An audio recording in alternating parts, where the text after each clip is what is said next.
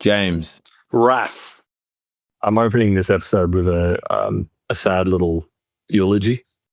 Very dark news that the billionaire owner of OnlyFans has sadly left us. Yes, that is sad. I mean, what can you say? But fuck cancer, folks.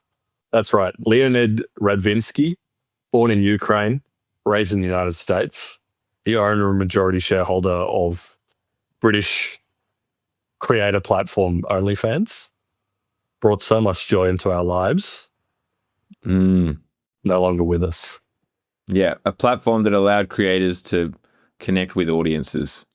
That's absolutely right. And boy, did they. You know, apparently he was pumping heaps of money into like cancer vaccines towards the end. Oh, yeah. He should have asked that bloke from Australia who used ChatGPT to save his dog. To cure his dog's cancer. I haven't checked in on that story. I assume there's been no updates. Would we find out if the dog died? Quietly find out? You know, like, oh. Yeah, I don't think the Today Show would do a follow-up on that. They'll be like, the dog from the famous cancer vaccine story, ChatGPT cancer vaccine has unfortunately passed. Anyway, so yeah, but look, you know, what can you say? The creator economy funding cancer vaccine research. I mean, that's the headline story, folks. Let's forget about all the extra details. Yeah. Anyway, another blow for creators everywhere. R.I.P. King. 44 years old. Wow. You know, maybe, do you think that it might be due to the fact that his soul had spent a lifetime sinning? You by helping creators connect with audiences. I'm not seeing your point. Due to the take rates.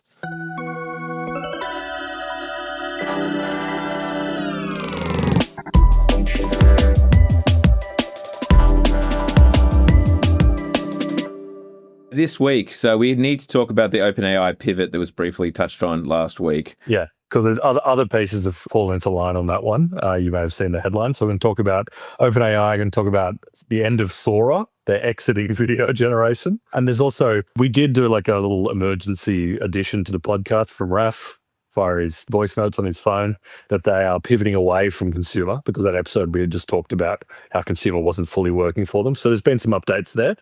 So that'll be our free episode. There's a couple of other things. Billionaire CEO removing stickers from NVIDIAs with a hairdryer with his wife and getting arrested for it. That'll be coming up soon.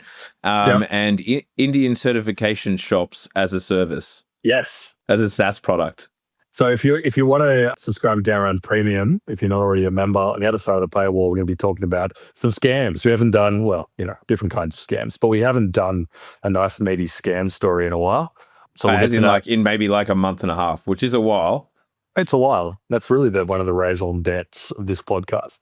Anyway, but first of all, let's kick into OpenAI. So yes, as we flagged, last week we did a bit of a kind of a vibe check on where everyone's at, all the major AI companies, which hopefully you've enjoyed. But one of the things we did mention is that OpenAI had sort of sold themselves as a consumer business. They're like, you know, we're the surface for AI for consumers across the world, using ChatGPT to do all sorts of stuff, organize their lives, do their work, and also like create stuff. And we mentioned that was a little bit shaky, and it looked like Anthropic's strategy of, it's all about code and enterprise was kind of looking a little bit more solid. Now it seems like, well, not just seems like, OpenAI are basically making a hard pivot into that being their focus as well. Yeah. And we've seen the first casualty. So today it was announced that OpenAI is shutting down Sora, which is their video generation app. But kind of more than that, and it's still not 100% clear, it seems like they're shutting down all of Sora to some degree. So you might know more than this than I do, but certainly their original tweet saying that they were shutting down Sora said they were shutting down Sora. They then edited it. They did the rare tweet edit to make it say Sora app. Or app, yes. But then they also said they were going to provide further updates on the changeover or like the exit protocol or whatever for people using the API as well. And here's the other crucial part. Their $1 billion deal with Disney is off. Yeah. Hollywood Reporter reported that the $1 billion deal, which was fully Sora related, but the whole idea being you could put yourself in videos with fucking Iron Man or whatever, Spider-Man, using the Sora app and various Pixar characters. That $1 billion investment has been called off. Yeah. And the further reporting was that Disney was working with OpenAI on things to do with that partnership as recently as Monday evening. Well, I mean, look, this is a huge change. Let's be clear. If they are fully getting out of video, you can understand why. I mean, we've kind of documented this throughout the Down Round history. Video is tough, right? Like, obviously, copyright issues galore. That's always a tough one. B, illegal, like various illegal videos. Exactly. Thank you. Not just copyright. Obviously, copyright is illegal and should be held on par with other forms of illegality, some would argue. But, you know, a grok moment. A grok moment. Let's just put that in the compliance bucket. There's a bit of compliance issues. And I think the third one on top of that is fucking compute. It's exactly. Unbelievably expensive. Yeah. You know, another thing you have to work out how to properly monetize. And this is what has shaken out in some of the reporting. Wall Street Journal reported that basically internally, a lot of the research and other divisions of OpenAI were like, why is so much of our compute going to generating meme videos? Yes. Keep in mind, their number one competitor is Anthropic. And Anthropic does not do any of this stuff. Doesn't even do images. Doesn't do images, doesn't do video. Yeah. I think that is a huge part of it, and maybe we get back to that in a second. Yeah. But the compute story I want to touch on is like, you hear this story constantly. Ask anyone internally to any of these companies, and every single person there is like, we need more compute. And I think, again, we've touched on this on Down Round as well. The issue is that most of these companies have, and it's across the board, is obviously you want your internal people to be able to do R&D, develop these models, have compute for their own testing and like building and use, etc. However, you're also on selling that compute a lot of the time. Your customers are either using compute when they're using the software, so you have to provide them with enough, or you're selling it via an API. It's customers in a sense being like either people who are like paying a subscription. So, you know, your app, your own products have to be up. Like ChatGPT has to be up, has to be able to work. If you're Microsoft, you know, it has to work within Office and Word and whatnot. Google has to work within Docs and Google Search. So like your products have to do it. And then, yes, you're on selling this to other companies. You're on selling it to who are using the API. So your API has to be up because that's powering other people's apps. So, you know, you can't be going down and be that. And so you have this tension at all times where everyone is scrounging around for compute. And the people who suffer the most are workers at these companies. Like you're the bottom of the totem pole. If you're like, I need to use compute in order to build or whatever, like you're the last rung in that. So yes, I can imagine why internally, if they're like people who are begging for compute, begging to get the graphics cards spinning, are like, what the hell? Like, yeah. Another video of a large woman on a glass bridge throwing a rock. Oh, I don't know if you've seen the most recent one. I posted in the Discord and that was excoriated. They were like, this is your feed, mate. No, it's not. They've done reporting on this. Who's they? There was a story in the New York Magazine today about it. But have you seen all those like brute videos? Brute? Has this crossed your feed? I know you have a new child and you're not keeping up on every single update in the world of AI slop. But also, let's be honest, mate, head in the game. This is your business to be across every single minute movement. There's like this trend of videos where it's like these weirdly sexual like clips of like Pixar style fruit. One of the names is something is like AI Love Island or Fruit Love Island or something. But it's like these weirdly. I've seen those words, but no, I have not watched the videos. Yeah, well, they're actually not in my feed. I've seen them all over X though, because they're posted there and people are like, "What the fuck is this?" And the accounts on TikTok and whatever have millions of subscribers. It's like these weird soap opera-y, highly sexualized, weirdly racial fruit videos that are like Pixar stuff. Anyway, it's disgraceful, it's disgusting, and it's not godly, is what I would actually put at the top of the. This is not godly Christian content. Welcome to Fruit Love Island, where 8 single fruits are about to flirt, fight, and trust. The final couples are Pina Pina and Bananito. Next, we have Watermelina and Orangelo. And then Sharita and Grapenzo, and lastly Mangella and Kiwilo. I actually don't know if it's generated with Sora. I think some of it might actually be VO or some other platform. But again, you look at that and you're like, oh, is this really what we're spending our time on? Yeah, yeah. I think another aspect that comes into it is like, we've saw the Seedance stuff. Yeah, I was going to say, I feel like a lot of people are using like Seedance or other various like Chinese models. Kling, people like Kling a bunch. Yeah, totally. Because like you can go a bit crazier with them. I mean, you look, Google has VO, right? Google, I think, has a much clearer path to how they monetize this stuff and how they keep getting training data because they have YouTube. But ByteDance has TikTok that they're getting more and more video training for their models. OpenAI is already fighting uphill and they don't have any of that. Well, yeah, as well as products, right? Like it kind of makes sense for Google to integrate it into YouTube to like help people create content or cut certain scenes and change them or whatever it is. Same thing with TikTok and ByteDance. It's like they have platforms where this can go, whereas OpenAI, you're basically saying like, okay, you know, video editors, it's more of a tool, I guess, for like, I guess more productive workflows, right? Like it makes it harder to monetize. You're right. And advertising, I should say as well. Advertising obviously is the big one as well for TikTok and YouTube. Whether it works or not, there's like a flywheel there. It's like we train these models on video that's on YouTube. People can use those tools to make more video, which then goes on YouTube or TikTok and we put ads against. It's increasing inventory, increasing output. And it helps people make the ads and makes more, the ads that are more relevant to people's interests, etc. Whereas OpenAI was always like, use the Sora app, which as we talked about last week, is not happening. It had fallen down the rankings and no one was talking about it. They have to fight for every inch of their training material because they're not generating original content like the other platforms are. And yeah, as you say, the path to monetization is all of a sudden everyone going to be using Sora every day, therefore justifying all of the R&D that goes into developing leading edge models here? No, and they're compute constrained. This is like the other thing that's happening in the background is that, Sam Altman has essentially narrowed his role even more. I can't remember exactly who. I think it might have been a Wall Street Journal story as well. Could be wrong on that. But it basically came out in the past few days that his job is now entirely securing compute and fundraising. Everything else has been palmed off to his henchmen and like Fiji Simo running the app and all the rest of it.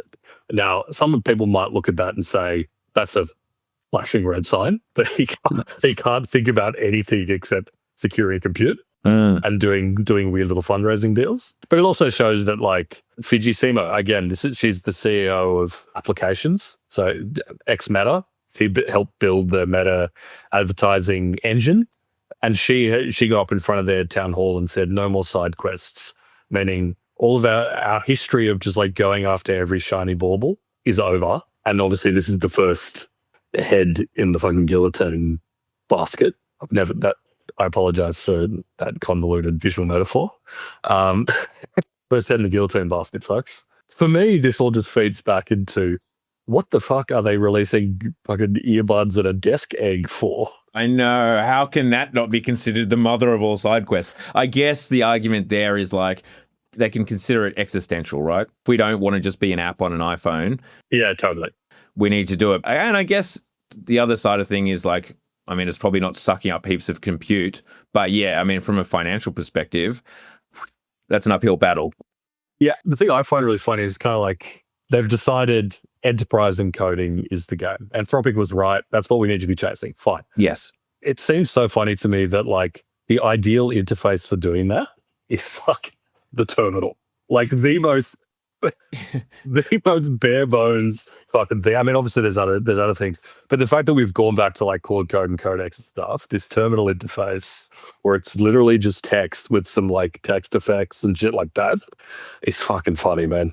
Yeah, it is funny. The more things change, the more they stay the same. Well, exactly. Is that right? Are they right, people? Because that is the thing, though. They are very much doing the kind of jealous girlfriend meme or whatever. Like, as in they are now basically just looking at Claude and being like, shit, we get our strategic direction from them. Because it's working, obviously. As we said before, like when we did the rundown last week, it was like Anthropic up a few $1 billion a year behind them and catching up much faster, all due to Claude Code. But I will say as well, like on the Anthropic front, geez, they are shipping. In the last, 3 weeks, basically, they've basically done a better clone of, OpenClaw. OpenClaw. You can basically do everything that OpenClaw does now natively with various Claude tools, including Claude Code with a kind of nice graphic user interface. Yeah, then Claude Dispatch is what they've called essentially their OpenClaw thing, where you can use your phone to instruct Claude co-work back on your desktop at home to do stuff. So which is pretty much what OpenClaw was or is, but in like a sort of narrower and probably a slightly more user-friendly interface. Whether it actually works, who knows? But they've cloned the core value proposition of that. Yeah, which is pretty impressive to move that fast. Claude Cowork, which is kind of again, as I said, like a more user-friendly version of Claude Code for like professionals, like the legal things, that being able to text it, Claude computer use, that, uses your computer for you. Like that's all just in a matter of weeks. They've just kind of shipping. Very impressive stuff. Whereas at the same time, OpenAI is canceling. And when did that social app come? When did the Sora app come out? It was late last year. It was not very long ago. It was not long ago. It's crazy because now they're basically saying explicitly, okay, our competition is actually Anthropic. It's not Google. It's not Meta. Our key core competition is Anthropic, going after enterprise and coding. And it could have something to do with what we were talking about last week, where it was like, if you solve coding, you solve everything, because all of a sudden all the interfaces and software and everything becomes contingent on you being really good at that stuff. So there's that. I also think there's also just the raw math though as well. It's like, in order to pay off their debts, basically, it's to meet basically what they're contractually obliged to pay in compute costs and whatnot, they need to be earning $100 billion in, the next kind of 24 months. And right now, on consumer alone, that line is not going to make it there. Whereas the Anthropic line will. Yeah. Almost feels like it's that simple. It's like, shit, in consumer, we're not going to get there. Whereas in enterprise, they can see a path. Yeah, no, I agree. Because the other side of it, and I think this also plays a bit into what we were just talking about Sam Altman's job is now getting fundraising and compute, is that they're narrowing their focus onto this specific thing. For the moment, they've paused their dreams of being the next Apple, because it seems like the next Apple, sorry folks, it could actually just be Apple. Yeah, I guess that's what we were talking about last week. Even though they haven't spent a dime. Well, they've spent a dime, but certainly not very much on AI infrastructure. They're so ahead of the game in chips and things like that. But also some of the stuff we're seeing come out about how OpenAI is fundraising and shit like that, it just gives you, whether you want to think about it as flashing red lights for the whole sector or just for OpenAI. The biggest one was like this fucking private equity shit that's happening right now. This is from Reuters, so I'll read it. ChatGPT maker OpenAI is offering private equity firms a sweeter deal than rival Anthropic, as both AI companies court buyout firms to form joint ventures. OpenAI is offering private equity firms a guaranteed minimum return of 17.5%, significantly higher than typical preferred instruments. That's true. Like a typical preferred instrument is like 8 to 12%. For a JV. 17.5% is pretty crazy. And for the people that don't realize, that means that in this joint venture that OpenAI establishes with a private equity firm, the private equity firm gets an annual return of 17.5% before OpenAI gets anything out of their joint deal. Now, what these deals actually are involves these PE firms distributing OpenAI technology to their portfolio companies as well. So you could say that it's like a customer acquisition play, and part of the reason why they're paying an excess rate for it. But it's also like, if Anthropic's not paying that, what the fuck are you doing? Yeah, this is like, well, it's a growth hack, right? It's like, TikTok buying ads on Facebook, they're spending well over $1 billion to acquire customers, as you say. Like, it's, okay, shit. That's basically pricing the cost of organizations moving from Claude to OpenAI. Like, we know kind of how much that's worth now, Yeah, like totally. That premium, that is how much more you need to basically pay people to move away from Claude Code into Codex. Totally. It comes down to the fucking, like, the distributional advantage Claude has just on, like, vibes. I mean, also, don't get me wrong, Claude Code is great. The Claude models are great, whatever. But, like, fuck. The fact that everyone who's, like, in the game right now goes, okay, if you actually want the most capable model at the high end, it's, like, the most recent Codex model, right? That is actually a banger and it's really good. It does, like, ChatGPT Pro or Codex 5.4 Pro or whatever the fuck they call it is actually the best model. But the vibes are just like so heavily in Anthropic's favor on those enterprise coding tasks that, at least in this narrow informational segment, they are signing up for these absurd PE deals for distribution reasons. And this is like assumptions. Like, part of it is definitely distribution, but part of it might be that Sam Altman just needs to raise money at any cost, money and compute and whatever. Yeah, I wonder, there's so many factors at play here. Like, one of them, is just kind of brand from perspective of, like, historically devs have always used Anthropic. But secondly, is their brand damage from an enterprise perspective to all of the sex bot stuff, like, oh, we're doing erotica, Studio Ghibli, like all of the various OpenAI things, Scarlett Johansson, like all of the various things in the press over time, does that detract from your brand in an enterprise context? Potentially, and maybe, as you say, most people haven't even fucking heard of Anthropic, so it's like, oh, Anthropic, they're the enterprise one. I don't know, maybe from like a procurement perspective, like there's actually some more safety with Anthropic. I know they're getting embroiled in their own things nowadays.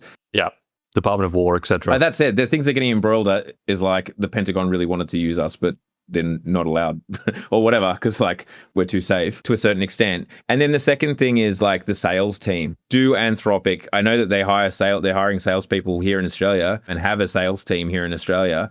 Yep. Does OpenAI? Presumably they do too, but they do, yeah. Were they just way quicker on the kind of enterprise sales side of things? Like, do they have kind of first mover advantage there? They recognize this early, they pivoted early to, well, not even really pivoted, but, have basically always been looking at coding and enterprise, so they just have a better sales force.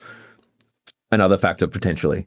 Yeah, totally. It just comes down to the fact that I think these are dark signals generally. I think, because again, if OpenAI tilts or topples or like has issues, like the whole sector will have issues as a result. I think like there's lots of cascading effects here. I'm not saying they are imminently going to do that, but it's like, go back to a year ago and we were talking about OpenAI. We're talking about like these guys are challenging Google search. They're like going after this social layer. We're talking about back when it was early rumors that they were doing devices and blah, blah, blah, blah, blah, all these bits and pieces. And now we've landed at all that stuff was a bit of a mirage and they're not going after any of that shit. Yeah. Because I think the big thing that comes is like during that period, this was earlier in the AI boom, there was slightly less conversation about, there was lots of bubble chat, but there was certainly less it was less advanced. It was more theoretical. Yeah. But they benefited a lot from like kind of like the velocity of the conversation. They're like, fuck, OpenAI is just eating everyone's lunch. Mm. Look at the image generation shit they're doing. Look at the video generation stuff they're doing. This was early when the first Sora model came out. They're going to fucking take on Hollywood. They're going to take on Meta. They're going to take on Apple. They're going to do everything. And now it's like, nah, they're not actually. Obviously, the Seedance copyright infringing stuff that was coming out during that announcement phase was like pretty crazy. But I think any objective question of like, has it radically changed Hollywood? No, it hasn't radically changed Hollywood. Yeah. Has it filled our social media feeds with slop? Yes, absolutely. Has it given certain people tools to do some interesting and cool stuff? Sure. Has it radically changed the industries that they're trying to penetrate? No. I would also say on the bubble stuff, I think interestingly, I would say the bubble chat has somewhat cooled down, but ironically, this is kind of happening with like where OpenAI are looking the most fragile. But I would say that it's at a time where people are actually, I think, starting to be like, with the code stuff, basically it's just since this year, oh, shit, maybe this stuff is useful. I feel like the question of like, is this stuff useful or not is almost has been put to bed pretty much. And to a certain extent, like primarily due to Anthropic and basically showing like we can sell API to enterprise and enterprise will pay it and we're growing dramatically because people are finding this stuff useful, as well as potentially some of the like downsizing and whatnot that's happening. People are pointing and being like, oh, okay, this stuff has value. And, you look at the exponential growth of Anthropic and go like, oh shit, maybe this is justified. Yeah, I agree. I think the bubble chat is ongoing and still intense in some quarters, but I feel like it has narrowed in. There was a period where it was kind of like the industry is selling you a fake bill of goods. This stuff is like, we're getting, just like crypto, we're getting this shit crammed down our throat. It's going to topple over and collapse. It's not going to be a feature of the tech economy or anything in the economy going forward. I think that has basically petered out. I think where you do get the bubble chat, it's mostly just like mismatch. Yes, this is good. Is it going to accelerate fast enough to make up all the money that's being spent on data centers? Is the build out happening fast enough? Can the build out happen fast enough? All these bottlenecks in terms of power, in terms of chips, in terms of whatever, all these different sort of like timing mismatches, are they going to align in the right way that we don't get some sort of like dramatic correction or crash? I think that's where like the bubble chat now circulates. With obviously there's some other factors like, the war in Ukraine. What? Yes, Sorry, Ukraine, mate. Sorry. Sorry, the war in Ukraine has very little impact on the AI. I meant the war. I meant the illegal and disgraceful war in Iran. Sorry, all wars just All blend wars in. should be illegal. All wars just blend in for me because as a man of peace, I don't worry about who's aversing who. It's all wrong. I will say I think we mentioned it very briefly in the super short episode. Like on PE watch as well, the red sirens are flashing brighter and brighter. Again, horrible metaphor. Especially in private credit, so many of these funds are restricting withdrawals. Yeah. Like basically, if you invest in private credit as retail investors or whatever, so many people are trying to withdraw their money from private credit that they're capping withdrawals and a lot of people aren't able to get their money out. That's not a great sign. No. That's not a great sign. No, again, putting AI aside, private credit is already a sort of... there are a lot of concerns there. Obviously the appeal of private credit was banks can't do risky lending anymore because of the global financial crisis. Or in Australia, like the Banking Royal Commission and shit. And these guys stepped in and said, hey, we can lend.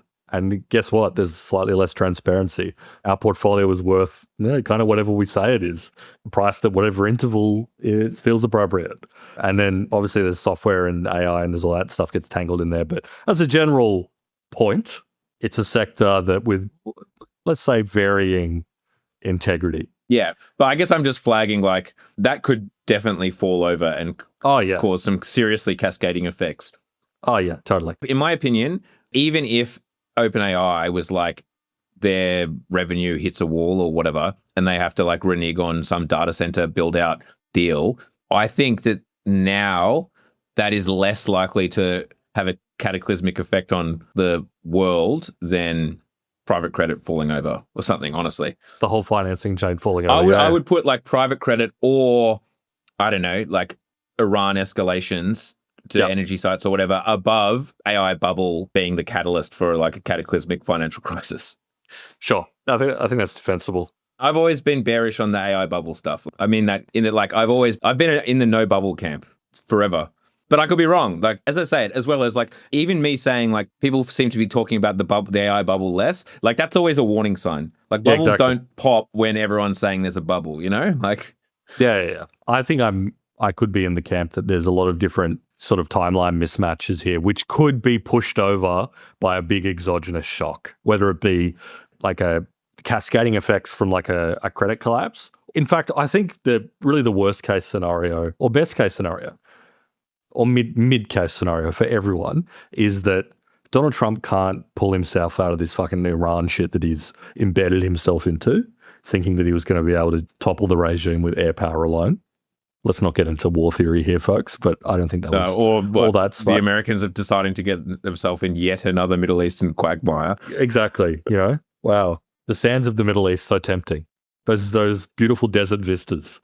So, oh shit! Sorry to interrupt, but like we haven't even updated on like NEOM is basically cancelled. Yeah, that's right. NEOM cancelled. Speaking of the Middle East, speaking of the Gulf, yeah, fuck. They're making a data center now. Yeah, it's a data center now. I mean, doesn't that just say it all, folks? What happened to Moon 2? Remember the days when we used to dream of Moon 2? Now we're talking about fucking NVIDIA chips racked up in some data center in Riyadh. Wow. That doesn't make my heart sing like Moon 2, the sequel to the moon for the floats above the 9 million kilometer long city. I mean, everyone loves Moon 1. Yeah, Moon 1 is awesome. People love Moon 1. It has lots of emotional resonance. It's got a lot of brand value. So, and no one has had the stones to make Moon 2. And now no one does. Anyway, sorry. The point I was going to make is that a great discourse engine is that if the Iran situation doesn't resolve itself, we have a credit collapse, we have an ongoing oil crisis, which spreads through to manufacturing, spreads through to the data center construction and like markets generally. The whole thing topples over. And as a result, all the people who were AI bubbleheads will be able to say, see, it was all fucking fake. And all the people who are AI bulls are like, actually, it was fine until the orange man decided to invade Iran. Everyone gets to claim that they were right and the opponent was wrong at the same time. In that world, because I agree with you, regardless of whether this stuff topples, I think that the general shape of the AI industry will persist, and people obviously have seen the value and going to keep going after it in whatever form it eventually takes, in whatever structure, like data centers, and trying to replace white collar work with automated fucking LLMs and world models and all the rest of it. I think, that is going to persist. So it'll rise from the ashes in whatever way. But everyone will be able to say, I was fucking right. I was right. We will be. We will be. Oh, yeah, we will. Don't worry. It doesn't matter what's going to happen. People could, like a fucking Dune type Butlerian jihad scenario could eventuate, and we would say down round top. We predicted this. We predicted that computers were going to go away.